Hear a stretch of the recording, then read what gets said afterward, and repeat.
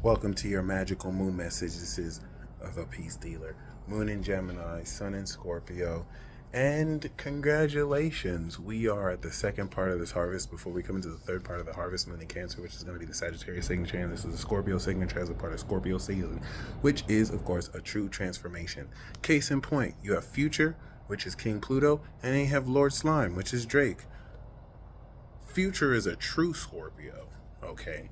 Drake is a special Scorpio. He's the Sagittarius signature. When you understand that Drake, like The Rock, Dwayne The Rock Johnson, are comedians, you start to look a little bit more into the genius of how they can, in Drake's case, influence your feelings. Future is more like a true Scorpio. Okay, this is a true Dark Lord of the underworld. And this is the archetype of every Moon Gemini, Sun Scorpio that can actually hold space for their own intellectual thoughts while dealing psychologically with others. This makes them some of the coldest Scorpios that exist because, unlike other Scorpios that are influenced so much by their emotions, these Moon and Gemini ones can just literally intellectualize them, and then they're some of the coldest motherfuckers alive.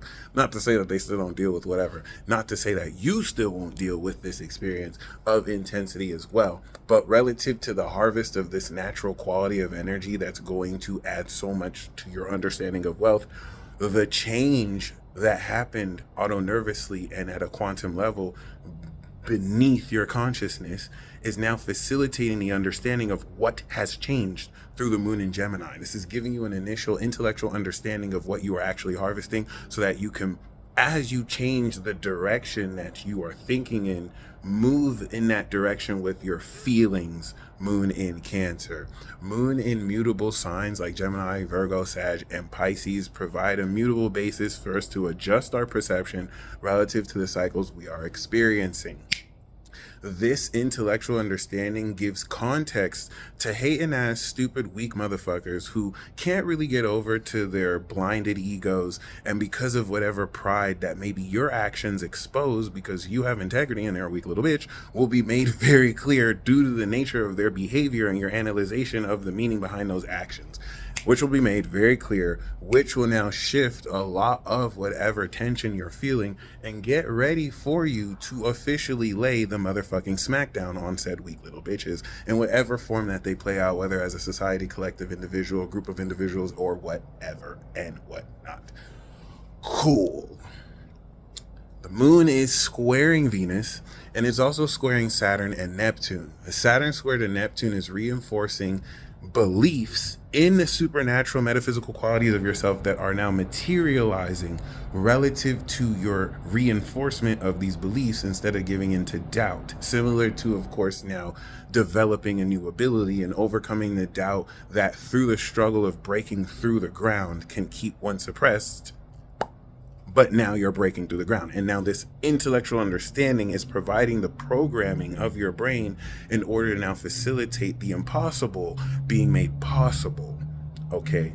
If we want to look at the Pisces as the dream principle of impossible fantasies and Virgo as the reality principle of what is possible, Gemini in between opposite Sagittarius links your mind with a vision, links Gemini to Sag in order to create the possible from the impossible with a thought, with an idea. So what are you understanding that you have to think in order to facilitate this? Welcome to the transformation. This is kind of where the Scorpio season really truly starts, because once we step into the moon in Cancer, the sun will be 10 degrees opposite Jupiter, and it's going to start to really enhance and amp up very dramatically and very intensely. This cool reprieve with the moon in Gemini gives our minds a bit of a time to breathe, but the conflict of the squares are going to make sure that you adjust your perception appropriately as not to give in to delusions or illusions that we, with our own bias, might push ourselves to believe because we just want to see certain things a certain way.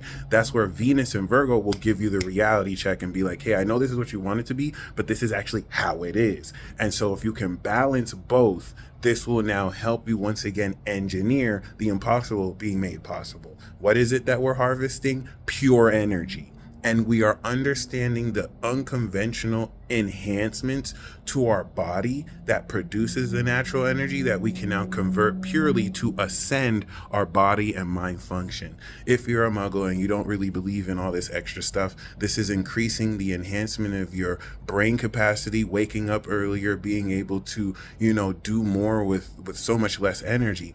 If you actually are awakened or initiated into these things, this is now plugging and playing you into the capacity of using your body as a vehicle to actually harness excess and extra energy to enhance what you're doing. Kind of like a Nen user, kind of like someone who could use their chakra.